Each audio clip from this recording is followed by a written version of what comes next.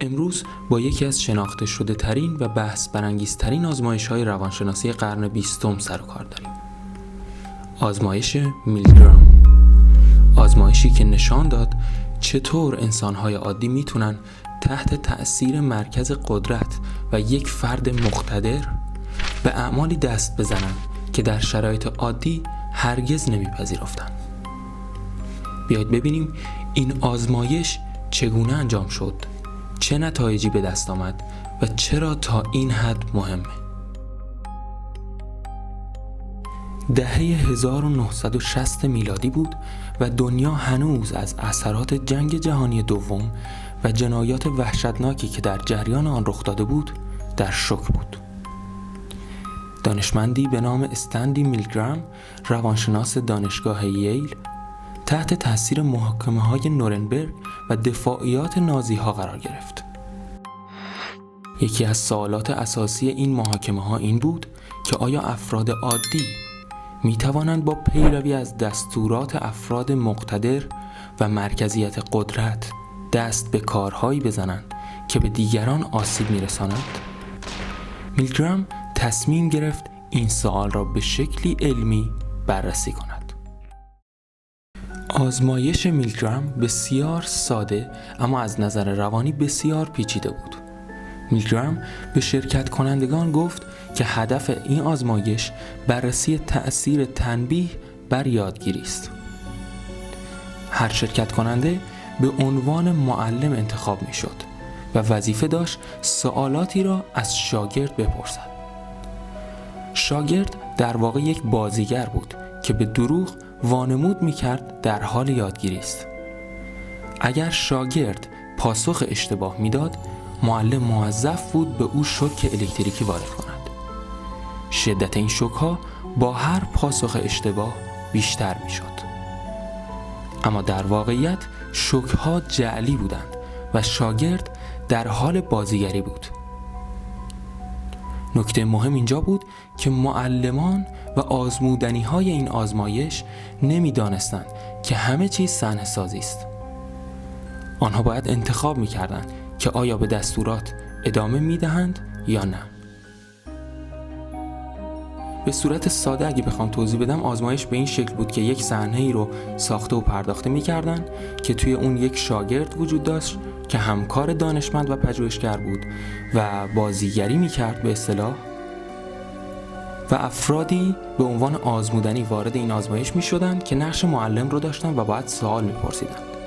افرادی که سوال می‌پرسیدن و اگر پاسخ اشتباه دریافت می‌کردن شوک به شاگرد وارد می‌کردن، اطلاعی از ساختگی بودن صحنه‌ها نداشتند و فکر می‌کردن فرد شاگرد یا بازیگر که وانمود میکنه وقتی شوک بهش وارد میشه داره درد میکشه و فریاد میزنه، واقعاً داره درد میکشه و فریاد میزنه.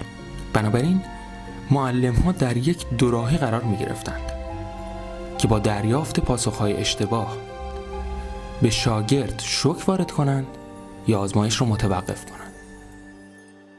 در طول آزمایش شرکت کنندگان با چالشی اخلاقی روبرو شدند. بسیاری از اونها با تردید و نگرانی به اعمال شوک ادامه دادند، حتی وقتی که صدای فریادهای دردناک شاگرد رو میشنیدن. میلگرام متوجه شد که اکثر افراد وقتی که دستوری از سوی یک مقام مقتدر یا قدرتمند دریافت میکنن به اون عمل میکنن، حتی اگر این دستور با اصول اخلاقی آنها در تضاد باشد.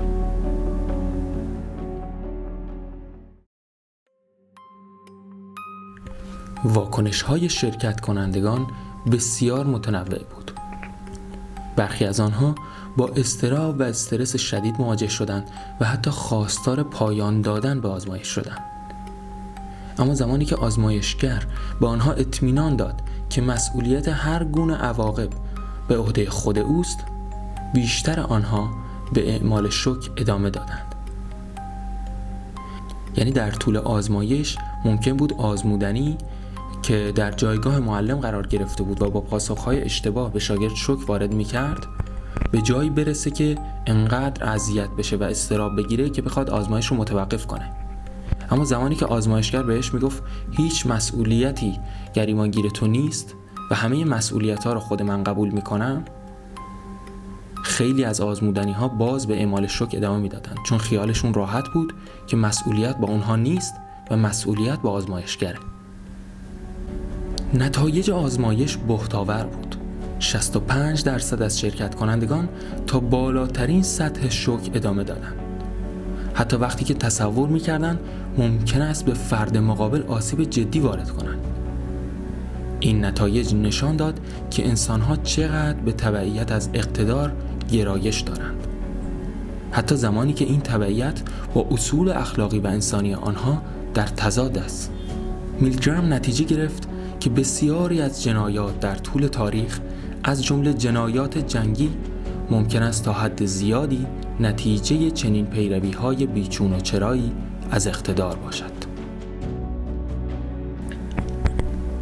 پس از انتشار نتایج آزمایش میلگرام به سرعت موضوع بحث‌های گسترده‌ای شد. بسیاری از روانشناسان و دانشمندان علوم اجتماعی این آزمایش رو به دلیل بی‌اخلاقی مورد انتقاد قرار دادند.